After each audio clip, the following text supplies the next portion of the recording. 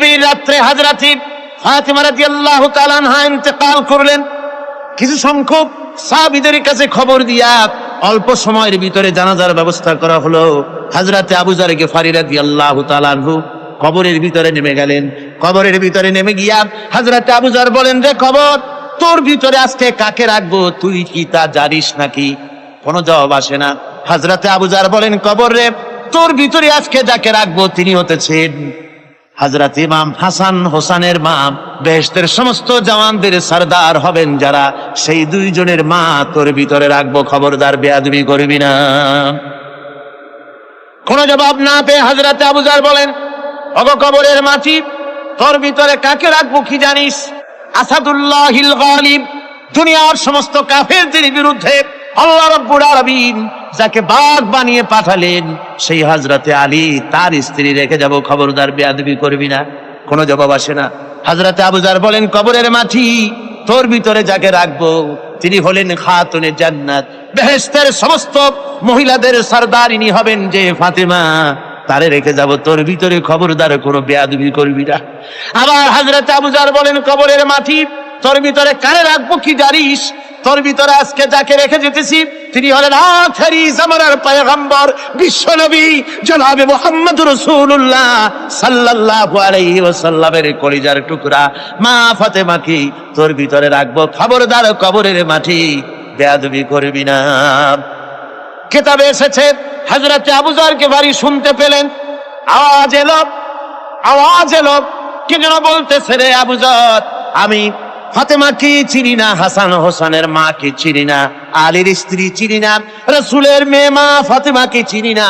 আমল যদি ভালো হয় আমার ভিতরে, আমল ভালো নিয়ে যে আসবে শান্তিতে থাকবে, আর আমল যদি খারাপ হয় আমার ভিতরে, তার অবস্থা চূড়ান্ত হয়ে যাবে। আমার ভাইরা, আমার বন্ধুগণ, আমলের উপরে ভিত্তি করে কিয়ামতের দিন নাজাত হবে। আমল যদি খারাপ হয়ে যায়, কিয়ামতের দিন কেউ তাকে বাঁচাতে পারবে না। এই জন্য কিয়ামতের ময়দানে, হাসরের দিনে আল্লাহর হাবিব জনাবে মুহাম্মদ রাসূলুল্লাহ সাল্লাল্লাহু আলাইহি ওয়াসাল্লাম সিজদায় পড়ে কাঁদতে থাকবেন। আল্লাহ রাব্বুল আলামিন বলেন, হাবিব রে, আপনি কাঁদেন কেন? আজকে তো আপনার কাঁদার দিন না, আমি আপনাকে মাকামে মাহমুদ দান করেছি, আমি আপনাকে কাউসার দান করেছি, আপনার আজকে সম্মানের দিন, মর্যাদার দিন, কাঁদেন কেন? আল্লাহর হাবিব বলবেন, রব্বুল আলামিন, মাকামে মাহমুদ পেয়েছি, কাউসার পেয়েছি, কান্দি এই জন্য আমি দেখতে পাচ্ছি আবার সামনে দিয়া ফেরেশতারা আমার উম্মতগুলি জাহান্নামের দিকে নিয়ে যায়। আল্লাহ রাব্বুল আলামিন বলবেন, ওগো আমার হাবিব, আমি আপনাকে ক্ষমতা দিলাম, আপনার জান্নাতি উম্মতগুলি আপনি বেছে নেন। আল্লাহর হাবিব তার জান্নাতের উম্মতগুলি বাঁচতে থাকবেন। হযরত আয়েশা বলেন, ইয়া রাসূলুল্লাহ, কিয়ামতের ময়দানে লক্ষ কোটি কোটি মানুষের ভিতরে আপনার জান্নাতি উম্মত আপনি চিনবেন কি করে? হুজুর বলেন, আয়েশা, কোন একটি ঘোড়ার কপাল যদি থাকে সাদা, এই সাদা কপালওয়ালা ঘোড়াটা যদি অসংখ্য ঘোড়ার ভিতরে যদি হারিয়ে যায়, তাহলে সাদা কপালওয়ালা ঘোড়ার মালিক তার ঘোড়াকে পাবে কিনা বলো? হযরত আয়েশা বলেন, হুজুর, অনায়াসে পাবে। আল্লাহ রাব্বুল আলামিনের হাবিব বলেন, আয়েশা রে, কিয়ামতের ময়দানে আমার যেই উম্মতেরা নামাজি ছিল, দিনদার ছিল, পরেজগার ছিল, দুনিয়ার বুকে ঈমান নিয়ে যারা চলাফেরা করেছে, আমার দিন কায়েমের, আল্লাহর দ্বীনের জন্য যারা কাজ করেছে, ওদের চেহারা নূর চমকাতে থাকবে, ঈমানের নূর কিয়ামতের দিন চমকাতে থাকবে।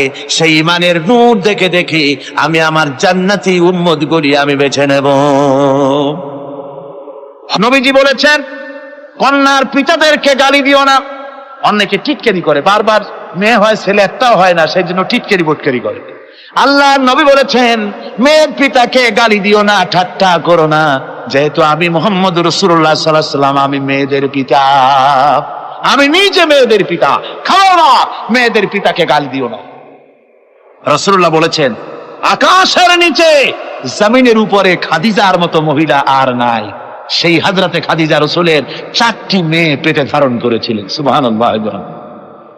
মেয়ের প্রতি রাসূলুল্লাহ যথেষ্ট মহব্বত করতেন, মেয়েকে খুব ভালোবাসতেন হুজুর সাল্লাল্লাহু আলাইহি ওয়াসাল্লাম। হুজুরের কলিজার টুকরা ছিলেন মা ফাতিমা রাদিয়াল্লাহু তাআলা আনহা। হুজুর যখন কোথাও যেতেন সকলের শেষে দেখা করতেন ফাতেমার সঙ্গে, আর বিদেশ থেকে সফর করে এসে সকলের আগে দেখা করতেন ফাতেমার সঙ্গে। সুবহানাল্লাহ। রাসূলুল্লাহ আরো বলেছেন, তোমরা যখন বাজারে যাবে বা ব্যবসা করতে যাবে বা বিদেশে যাবে, আসার সময় যে সব হাদিয়া নিয়ে আসো। আমরা যখন বাইরে যাই, বাজারে যাই, কিছু হাদিয়া আনি না? জামা, কাপড়, চকলেট ইত্যাদি আমরা আনে থাকি। রাসূলুল্লাহ বলেছেন, হাদিয়াগুলি তোমরা যারা বিদেশে যাও, বাজারে যাও, হাদিয়া আনবে, আর এনে ঘরের মধ্যে ঢুকে তা শুরু করবে মেয়েকে দিয়ে। প্রথমে দেবে মেয়েকে। সুবহানাল্লাহ। মেয়ের মর্যাদা ইসলামে সব চাইতে বেশি। কোন যুগে? যে যুগে মেয়ে হলে পরেই মাটির নিচে ঘেরে রাখতো, আছাড় মেরে মেরে ফেলে দিত। বেআইয়ি যামবিন কুতিলাত, কোন অপরাধে তাদেরকে হত্যা করা হলো। আল্লাহ পাক কোরআনে কারীমের মধ্যে বলেছেন তাদের অপরাধ আর কিছু না, তারা নারী, এই জন্য তাদেরকে মেরে ফেলা হতো। রাসূলুল্লাহ তাদের ইজ্জত দিলেন। সুবহানাল্লাহ বিহামদিহি। রাসূলুল্লাহ সম্মান দিলেন, ইজ্জত দিলেন তাদেরকে।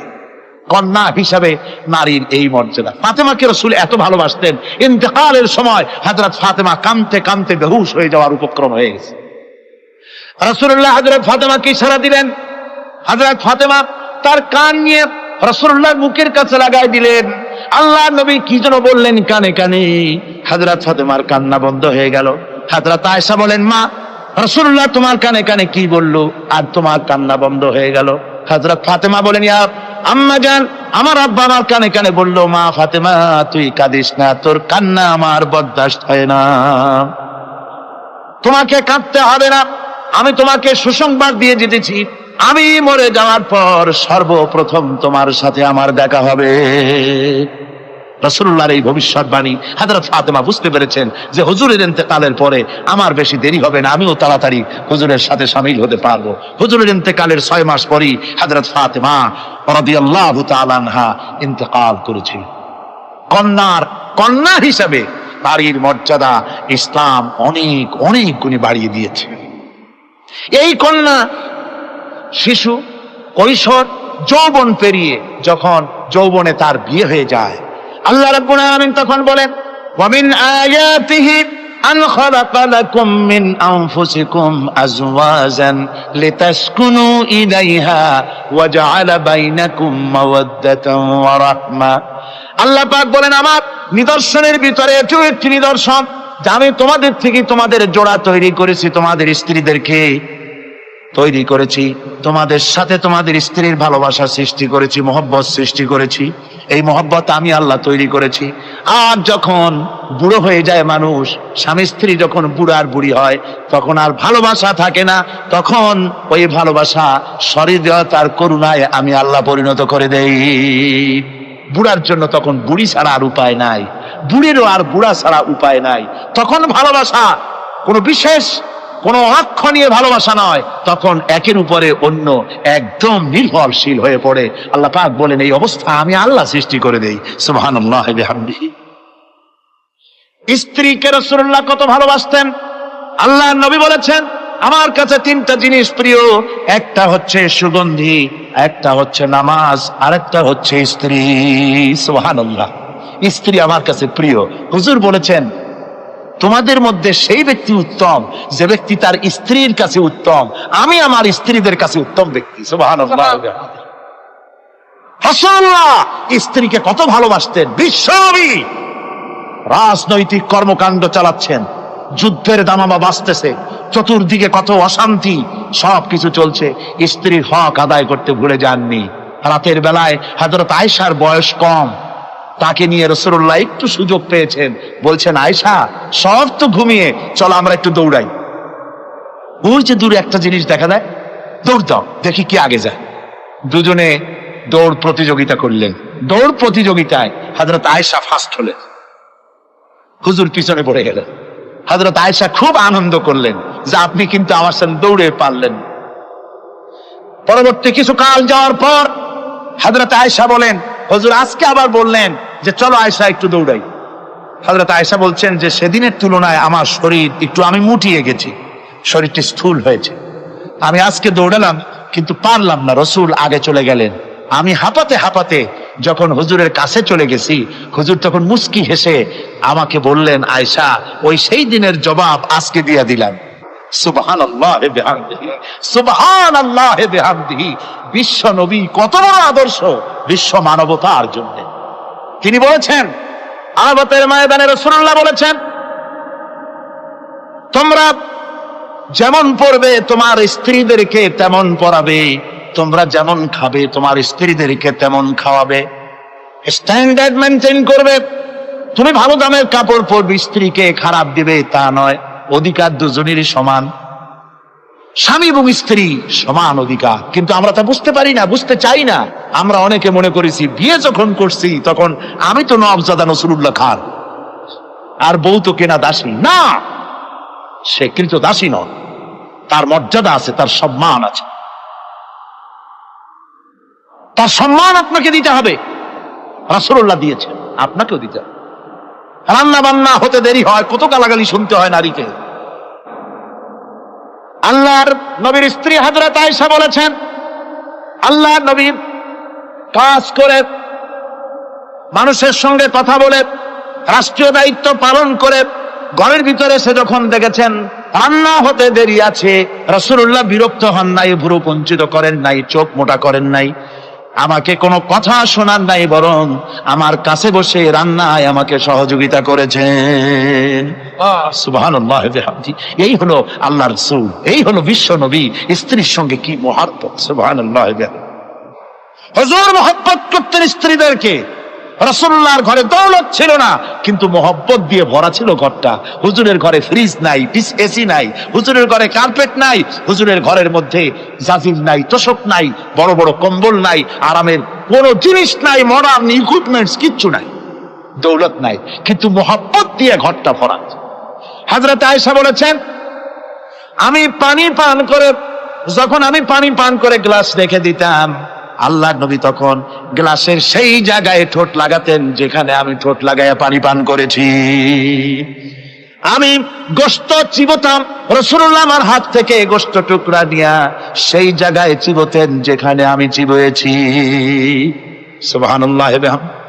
আমার ভাইরা, রাসূল তার স্ত্রীদেরকে মহব্বত করতেন, স্ত্রীরাও রাসূলকে মহব্বত করতেন দারুণ ভাবে। একবার হযরত আয়েশা সিদ্দিকা রাদিয়াল্লাহু তাআলা আনহা হুজুরকে গোসল করাতে ছিলেন, মাথার উপরে পানি ঢালতেছেন, হুজুর একটা চৌকির উপরে বা একটা তক্তার উপরে বসে আছেন। গোসলের পানির ভিতরে রাসূলুল্লাহ দেখতে পেলেন রক্তের মতো কি যেন প্রবাহিত হয়ে যাচ্ছে। হুজুর জিজ্ঞেস করেন, আয়েশা রে, পানির ভিতরে রক্তের মতো কি দেখা যায়? হযরত আয়েশা বলেন, হুজুর আপনি যখন বসেছিলেন অসতর্ক মুহূর্তে তক্তার নিচে আমার একটা আঙ্গুল পড়েছিল, পায়ের আঙ্গুলটা ফেটে বোধহয় রক্ত বেরোতেছে। রাসূলুল্লাহ তাড়াতাড়ি করে উঠলেন আর ওই আঙ্গুলকে ব্যান্ডেজ করে দিলেন। রাসূলুল্লাহ বললেন, আয়েশা রে, আঙ্গুল ফেটে গেছে, একটু আহাহু পর্যন্ত করলে না, এতক্ষণ তুমি কষ্ট করলে কেন? হযরত আয়েশা বলেন, ইয়া রাসূলুল্লাহ, ওটা তো একটা পায়ের আঙ্গুল। আয়েশার কলিজাটা ফেটে যদি রক্ত বেরোতো, রাসূলুল্লাহকে উঠতে বলতে আমি পারতাম না। কি মহব্বত রাসূলের সাথে! হযরত আয়েশা বলেন, হুজুর সাল্লাল্লাহু আলাইহি ওয়াসাল্লাম স্ত্রীদেরকে এত ভালোবাসতেন, আমাদের ঘরে গোশত টোস্ত তেমন রান্না বান্না খুব কম হতো। গোশত রান্না হবে কি, মাসের পর মাস চলে গেছে রাসূলের বাড়িতে, হুজুর স্ত্রীরা বলেছেন আমাদের ঘরে চুলে আগুন জ্বলে নাই, একটু শুকনা রুটি, একটু শুকনা খেজুর আর একটু পানি খেয়ে আমাদের জীবন চলেছে, এরকমের অবস্থা হয়েছে। তারপরে এই অবস্থা চলেছে, এর মধ্যে যদি কখনো একটু গোশত আসছে, হুজুর যখন ছাগল ইত্যাদি ছাগল দুম্বা জবাও করেছেন, এই দুম্বার গোশত নিয়ে, ছাগলের গোশত নিয়ে রাসূলুল্লাহ নিজে বেরোতেন। হযরত খাদিজার বান্ধবী কোথায় আছে খুঁজে ওই বান্ধবীর কাছে গোশত পৌঁছে দিয়ে আসতে। হযরত আয়েশা বলেন, একদিন আমার ঘুম ভেঙে গেল, দেখি হুজুর আমার কাছে নাই, গেলেন কোথায়? খুঁজতে খুঁজতে যায় দেখি মসজিদে নববীর ভিতরে হুজুর হাত তুলে বসে আছেন, মোনাজাত করতেছেন। আমি পেছনে গিয়ে হাত তুললাম, আমি শুনতে পাচ্ছি নবীজি দোয়া করছেন, রব্বুল আলামিন কিয়ামতের ময়দানে যেদিন সন্তান তার পিতাকে ভুলে যাবে, মা তার সন্তানকে হারায় ফেলবে, ওই কঠিন হাসরের ময়দানে আমি যেন আমার খাদিজাকে হারাইয়া না যাই। মুনাজাতের শেষে হযরত আয়েশা বলেন, ইয়া রাসূলুল্লাহ, খাদিজার কথা আপনার এত কেন বারবার মনে পড়ে? একটা বুড়িরে বিয়ে করেছিলেন 25 বছর বয়সের সময়, 40 বছর বুড়ি। তার কথা কেন এত মহব্বত আপনার মনে পড়ে? তার থেকে যুবতী মেয়ে, সুন্দরী মেয়েকে আপনার স্ত্রী হিসেবে আপনি পান নাই। হুজুর বলেন, আয়েশা রে, খাদিজা সম্পর্কে এমন কথা তুমি আর বলো না। তোমরা সবাই আমার সুখের দিনের স্ত্রী, আর খাদিজা আমার এমন সময়ের স্ত্রী ছিল যখন মক্কায় আমার আশ্রয় ছিল না, তামাম মক্কা নগরীতে আমার আশ্রয় ছিল না। খাদিজার সঞ্চিত সমস্ত ধনরাশি ইসলাম কবুল করার পর দুহাতে খাদিজা বিতরণ করে দিয়েছে। হযরত আয়েশা বলেন, হুজুর আমার গোস্তাকি মাফ করে দেন, আমি আর এরকম বলবো না, তবে খাদিজা সম্পর্কে আমার কিছু একটু শোনান।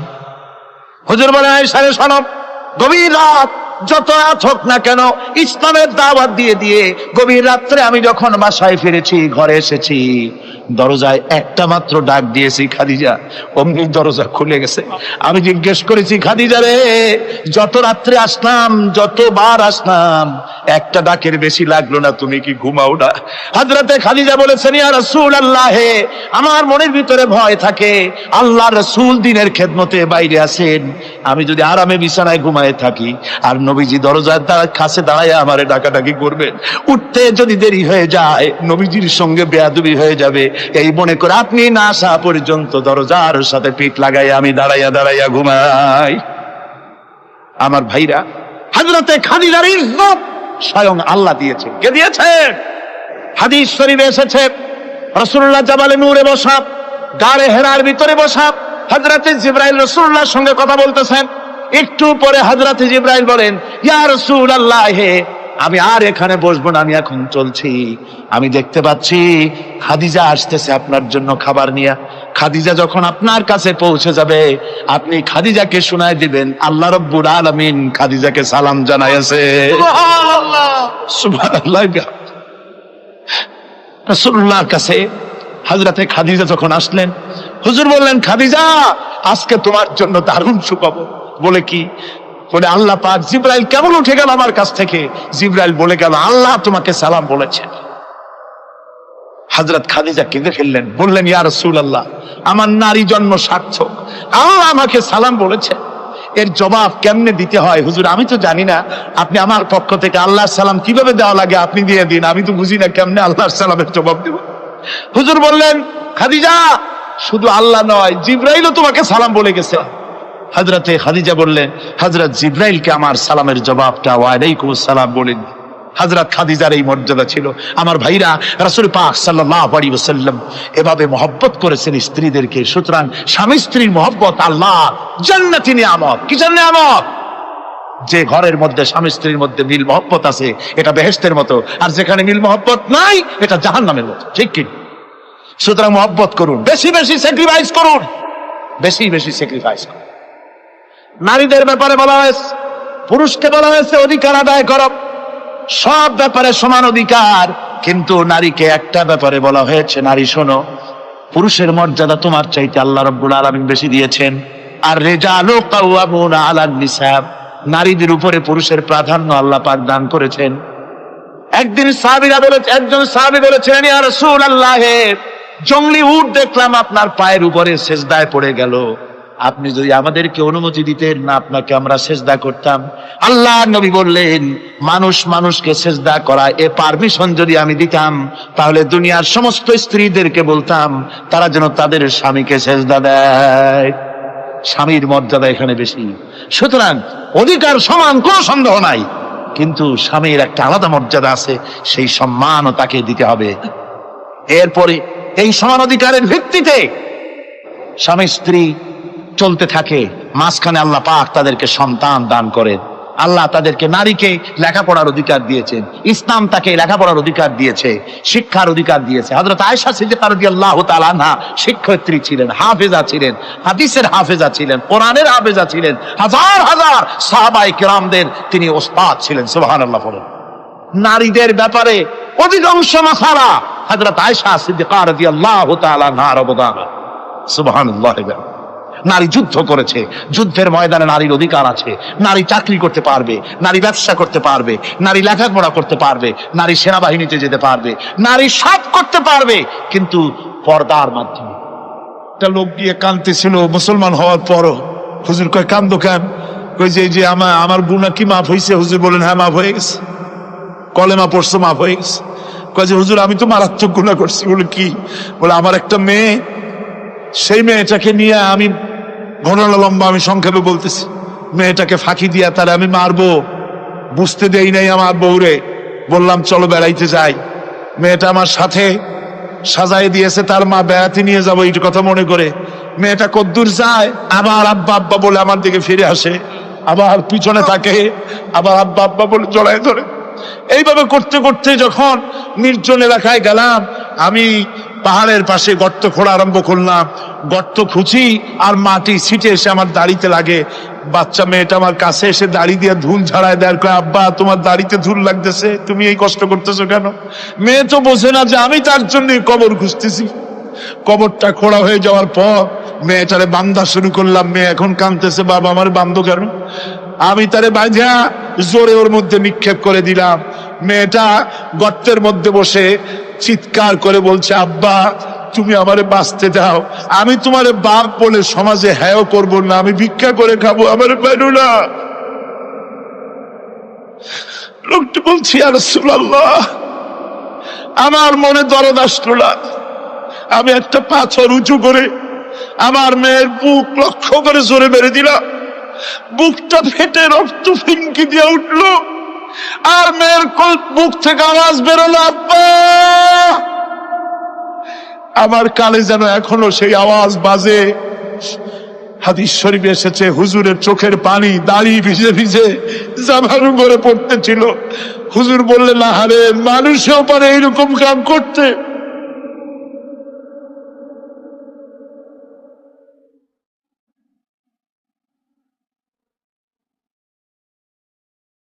পৃথিবীতে নারীর যখন কোনো সম্মান ছিল না, মর্যাদা ছিল না, সেই সময় আমার রাসূল, আমার বিশ্বনবী নারীদেরকে সম্মানের হাত ধরে গর্তের ভিতর থেকে উঠাইয়া রানীর সিংহাসনে বসায় দিলেন। সুবহানাল্লাহ, মায়ের মর্যাদা দিয়ে দিলেন। সুবহানাল্লাহ, নারীরা আমাদের মায়ের জাত।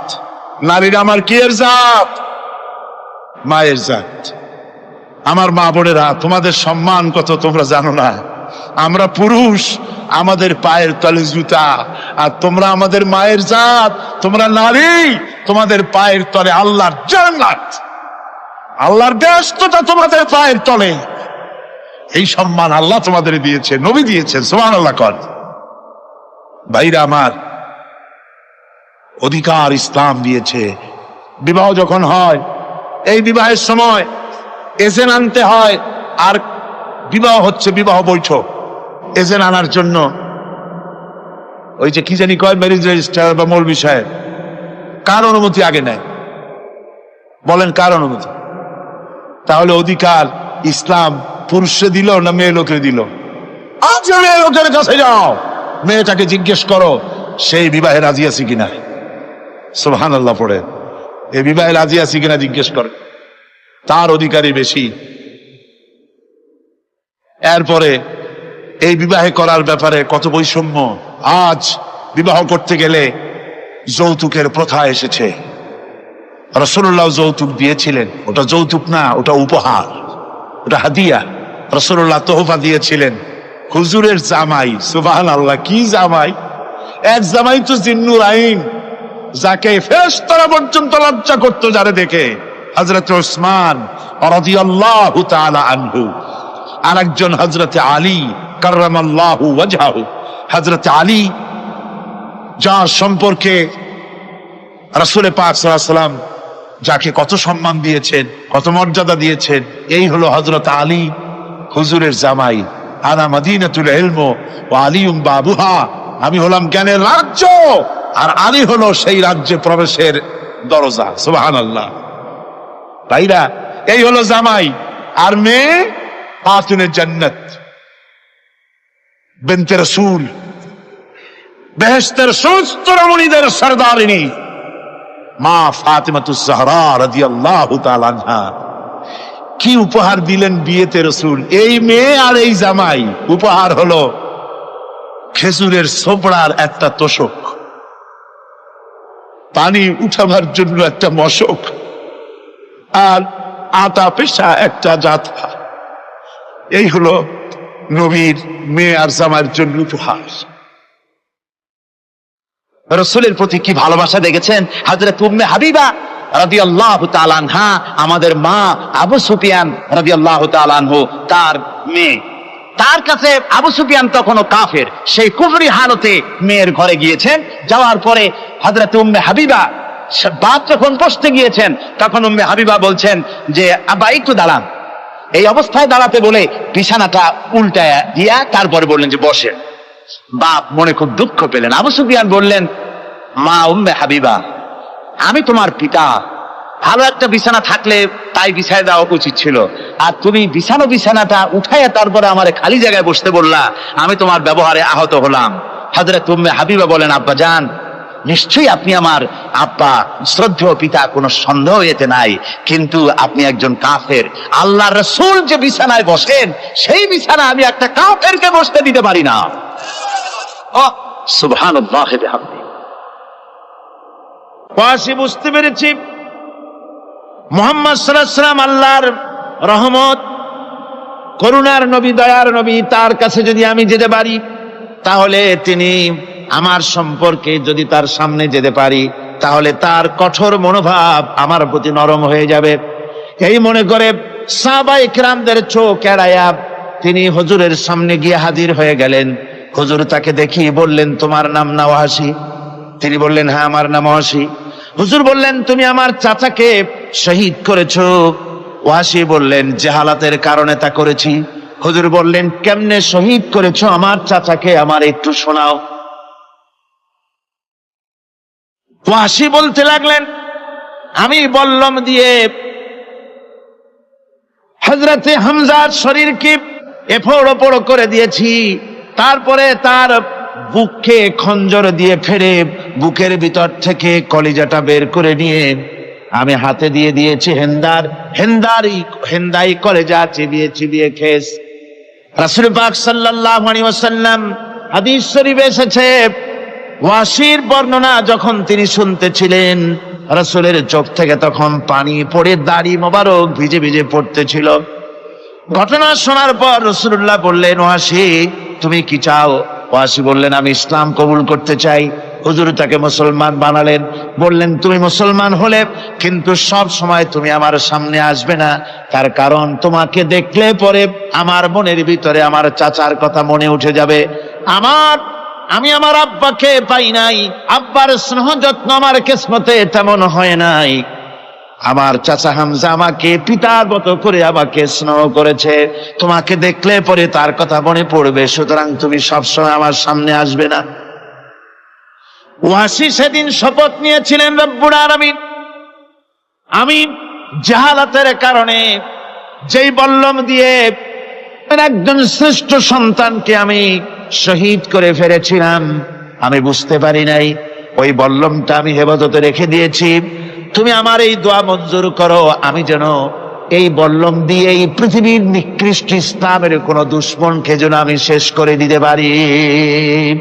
আল্লাহ পাক দোয়া তার মঞ্জুর করে নিলেন। মুসাইলামা কাযযাবের বিরুদ্ধে হযরত আবু বকর সিদ্দিক রাদিয়াল্লাহু তাআলা আনহু যে বাহিনী পাঠালেন, হযরত ওয়াসি সেই বাহিনীর মধ্যে ছিলেন।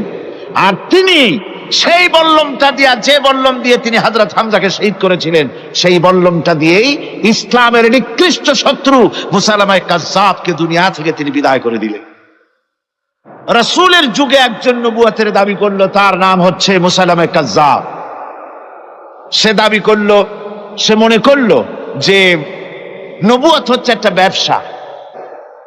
মুহাম্মদ সাল্লাল্লাহু আলাইহি ওয়াসাল্লামের কিছু ছিল না, নবুয়তের দাবি করলো, গনিমতের মাল আসলো, টাকা পয়সা আসলো, তারপর রাজত্ব হয়ে গেল। এরকম তো কম কথা না। তা আমিও যদি নবুয়তের দাবি করি, তাহলে এরকমের একটা ব্যবসা আমিও করতে পারবো। এই চিন্তা ভাবনা করে নবুয়তের দাবি করে বসলো। নবুয়তের দাবি করে সে প্রচার করে বেড়াতে লাগলো, আমি নবী।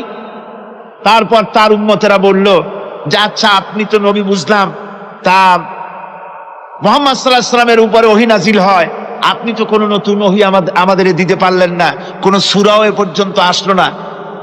মুসাইলামা কাজ্জাব বলল, দেখো কেবল না নবী হলাম, একটু সময় দাও ওই আসা। কিছুদিন পর বলল যে সূরাটা এসে গেছে। বলে কি? সে সূরা কাউসারের একটা প্যারোডি তৈরি করলো। বলল আমার উপরে একটা নতুন সূরা আসছে, সূরাটি হচ্ছে ইন্না আতাইনাকাল আকাক ফাসাল্লি লিরাব্বিকা ওয়াজাক ইন্না শানিয়াকা হুয়াল আবলাক। এর অর্থ হচ্ছে আমি তোমাকে আকাক পক্ষী দান করেছি। আর আকাক পক্ষী বলা হয় হুতুম পেঁচাকে। ও যে কায়দার নবী, পাখিটাও পাইছে সেই কায়দারই। তারপরে ফাসাল্লি লিরাব্বিকা ওয়াজাক, সুতরাং তোমার প্রভুর উদ্দেশ্যে নামাজ পড়ো আর জোরে সোরে চিৎকার করো। মনে রেখো তোমার দুশ্মন হবে শ্বেত এবং কৃষ্ণ বর্ণে। এর না আছে কোনো গোড়া, না আছে এর মাথা, না আছে এর কোনো অর্থ, না আছে কিছু। এই জাতীয় সূরা দেখিয়া উম্মতেরা বলল, কি যে আশ্চর্য কথা, মুহাম্মদ সাল্লাল্লাহু আলাইহি ওয়াসাল্লামের উপরে যে সূরা নাজিল হয়েছে তা পড়তে কত সুন্দর, কত ভাব গম্ভীর। আর এ কি একটা সূরা নাজিল হলো, তারা নিজেরা বলা তোয়া করলো। আর একবার ধরলো মুসাইলামাকে, তারা বলল মুহাম্মদ সাল্লাল্লাহু আলাইহি ওয়াসাল্লাম তাকে তার উম্মতেরা তাদের বাগানে নিয়ে যায়। নিলে পরে যে বাগান থেকে তিনি যান, গাছে খরমা না থাকলে খরমা হয়ে যায়। কোনো পানি শূন্য কুয়ার কাছ থেকে গেলে তার বরকতে কুয়ায় পানি চলে আসে। তো আপনি এরকমের কিছু আমাদের দেখান। বললো আমাকেও তোমরা এভাবে নিয়ে যাও। তখন তাকে নিয়ে যাওয়া হলো। দেখলো উম্মতেরা যে এমনই পোড়া কপালে এক নবী তাদের ভাগে পড়ছে, যে বাগান দিয়ে যায়, গাছে খরমা থাকলে খরমা পড়িয়ে যায়, নষ্ট হয়ে যায়। আর কোনো পানিওয়ালা কুয়ার কাছ থেকে হাঁটলে সে কুয়া থেকে পানিও শেষ হয়ে যায়। এরপরে তার সাহস বাড়লো। মুসাইলামা কাজ্জাব রাসূল পাক সাল্লাল্লাহু আলাইহি ওয়াসাল্লামের কাছে এক চিঠি লিখলো। সে চিঠির ভাষা ছিল মিন মুসাইলামাত রাসূলিল্লাহ ইলা মুহাম্মাদুর রাসূলুল্লাহ সালামুন আলাইকুম আম্মা বাদ ফাইন্নী আশরাকতু ফিল আমর ওয়া ইন্না লানা নিসফাল আরদ ওয়া লিকুরাইশিন নিসফাল আরদ ওয়ালাকিন্না কুরাইশান কওমান ইয়াতাদুন। সে চিঠি লিখলো যে মুসাইলামা আল্লাহ রসুলের পক্ষ থেকে নাউজুবিল্লাহ মুহাম্মদ সাল্লাল্লাহু আলাইহি সাল্লামের কাছে এই চিঠি পাঠানো হচ্ছে। ফাইন্নী কাদ আশরাকতু ফিল আমরি মাক, আমি হচ্ছি আপনার নবুয়তের একজন অংশীদার। এই হিসাবে পৃথিবীর অর্ধেক হচ্ছে আমার আর অর্ধেক হচ্ছে কোরাইশদের। কিন্তু কোরাইশরা বিষয়টা বুঝতে না পেরে আমার সাথে বাড়াবাড়ি করতেছে। হুজুর সাল্লাল্লাহু আলাইহি ওয়াসাল্লাম এই চিঠির জবাব দিলেন। হুজুর লিখলেন, বিসমিল্লাহির রহমানির রহিম মিন মুহাম্মাদুর রাসূলুল্লাহ সাল্লাল্লাহু আলাইহি ওয়াসাল্লাম ইলা মুসাইলামাতিল কাজ্জাব আসসালামু আলা মান ইত্তাবাআল হুদা আম্মা বাদ ফাইন্নাল আরদা লিল্লাহি ইউরিসুহা মিন ইবাদিহি ওয়াল আকিবাতু লিল মুত্তাকিন। রাসূল পাক সাল্লাল্লাহু আলাইহি ওয়াসাল্লাম লিখলেন, এই চিঠি যাচ্ছে মুহাম্মদ সাল্লাল্লাহু আলাইহি ওয়াসাল্লামের কাছ থেকে মুসাইলামা কাজ্জাবের কাছে। শুনে রাখো, শান্তি বর্ষিত হোক তার প্রতি যিনি হেদায়েত প্রাপ্ত। এই পৃথিবীর উত্তরাধিকারী হচ্ছে কেবলমাত্র আল্লাহ পাকের সেই সব বান্দারা যারা নাকি আল্লাহর গোলাম, আল্লাহর একান্ত আল্লাহর আইন এবং কানুনকে মেনে যারা চলে। আর পরকাল হচ্ছে সেই সমস্ত লোকেদের জন্যই। মুসাইলামা কাজ্জাবের মুয়াজ্জিন যারা, তারাও জানতো, তারাও জানতো যে লোকটা মিথ্যেবাদী। তো কিছু মাল পানি পাওয়া যায়, টাকা পয়সা পাওয়া যায়, সাথে থাকলে কিছু খাওয়াটাও যায়, এই জন্য তার সাথে থাকতো। রাসূলুল্লাহর মুয়াজ্জিন আযান দিতেন, আশহাদু আন্না মুহাম্মাদার রাসূলুল্লাহ, আমি সাক্ষ্য দিচ্ছি মুহাম্মদ সাল্লাল্লাহু আলাইহি ওয়াসাল্লাম আল্লাহর রাসূল। আর মুসাইলামার মুয়াজ্জিন যে ছিল, সে আযান দিত, আশহাদু আন্না মুসাইলামাতা ইয়াজামু আন্নাহু রাসূলুল্লাহ। ও বলতো, আযান দিত এই কথা বলে যে আমি সাক্ষ্য দিচ্ছি মুসাইলামা মনে করে যে সে আল্লাহর রাসূল।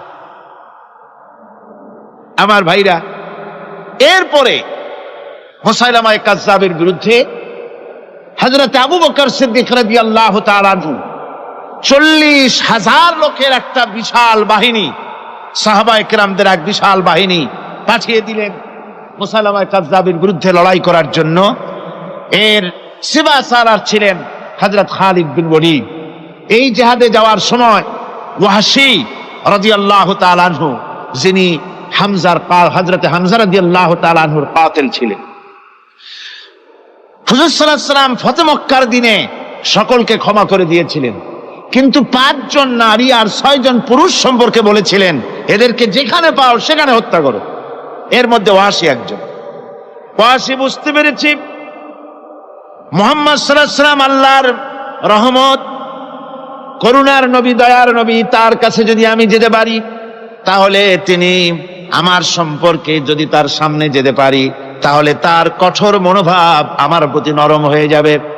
এই মনে করে সাহাবায়ে কেরামদের চোখ এড়ায়া তিনি হুজুরের সামনে গিয়ে হাজির হয়ে গেলেন। হুজুর তাকে দেখিয়ে বললেন, তোমার নাম না ওয়াসি? তিনি বললেন, হ্যাঁ আমার নাম ওয়াসি। হুজুর বললেন, তুমি আমার চাচাকে শহীদ করেছো? ওয়াসি বললেন, জাহালাতের কারণে তা করেছি। হুজুর বললেন, কেমনে শহীদ করেছো আমার চাচাকে, আমার একটু শোনাও। ওয়াসি বলতে লাগলেন, আমি বল্লম দিয়ে হযরতে হামজার শরীরকে এফোড় ওপড় করে দিয়েছি, তারপরে তার বুককে খঞ্জর দিয়ে ফেরে বুকের ভিতর থেকে কলিজাটা বের করে নিয়ে আমি হাতে দিয়ে দিয়েছি হেন্দাই কলেজা চিবিয়ে চিবিয়ে খেস।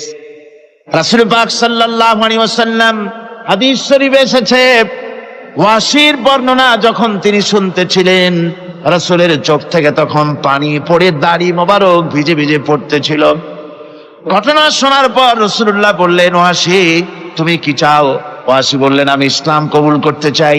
হুজুর তাকে মুসলমান বানালেন, বললেন, তুমি মুসলমান হলে কিন্তু সব সময় তুমি আমার সামনে আসবে না, তার কারণ তোমাকে দেখলে পরে আমার মনের ভিতরে আমার চাচার কথা মনে উঠে যাবে।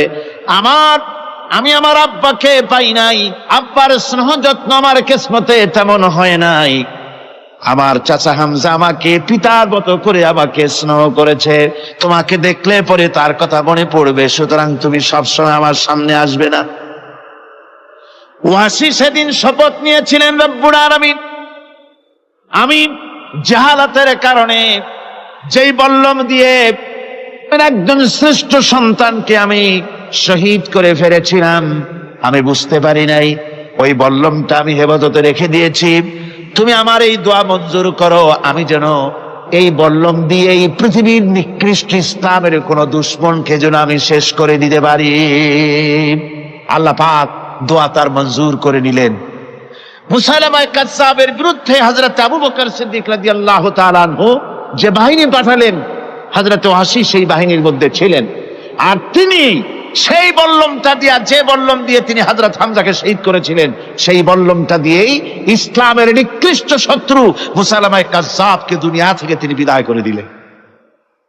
আমার ভাইরা, রাসূল পাক সাল্লাল্লাহু আলাইহি সাল্লামের ইন্তেকালের পর এ পর্যন্ত নবুয়তের যারা দাবি করেছে, এক হিসাবে জানা গেছে 28 জন দাবি করা হয়ে গেছে। রাসূল বলেছেন, আমার পরে 30 জন মিথ্যেবাদী নবুয়তের দাবি করবে। কতজন করবে? 28 জন হয়ে গেছে, বাকি আছে কত? এর মধ্যে গোলাম আহমদ একজন। গোলাম আহমদ দাবি করলো যে আমি নবী। তার অনেকগুলি বই কিতাব সে লিখলো। বইয়ের মধ্যে এক জায়গায় সে লিখেছে, তার বইয়ে এক জায়গায় লিখেছে যে আমি স্বপ্নে দেখলাম আল্লাহ আমার সামনে উপস্থিত। আল্লাহ আমার সামনে এসেছেন পুরুষের আকৃতিতে, আর আমি তখন স্বপ্নের ভিতরে আমি নিজেকে একজন নারীর মতোই মনে করলাম। স্বপ্নের ভেতরেই আল্লাহ পাক পুরুষ হিসাবে আমাকে ব্যবহার করলেন।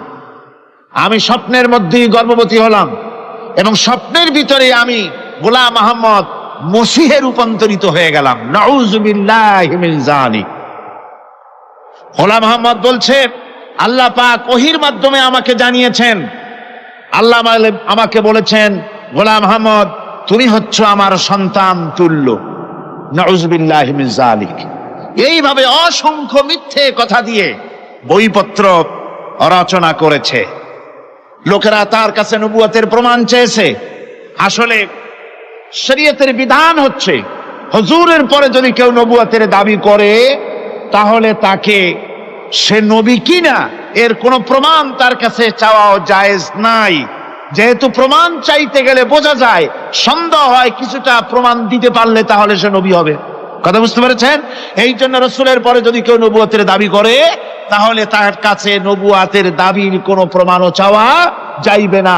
বিনা প্রমাণে রাসূলের পরে নবুয়তের দাবি যেই করবে সে কি হবে? জোরে বলেন, কি হবে? কাফের হয়ে যাবে। দুনিয়ার সমস্ত উলামা, সমস্ত মুহাদ্দিস, সমস্ত মুফাসসির, দুনিয়ার সমস্ত মুফতি সব একমত, কোনো দ্বিমত নাই, গোলাম মোহাম্মদ কাদিয়ানী কাফের। তার অনুসারীরাও তার জামানায় মাওলানা আতাউল্লাহ শাহ বুখারী রাহমাতুল্লাহ আলাইহি, তার সঙ্গে একটা বহস হলো। যেহেতু গোলাম মোহাম্মদ বলেছিল যে আমার এই 40 দিনের মধ্যে কেউ প্রতিবাদ করুক যেগুলি আমার ওহী নয়। হযরতে মাওলানা আতাউল্লাহ শাহ বুখারী রাহমাতুল্লাহ আলাইহি সেই যুগের একজন শ্রেষ্ঠ আলিম,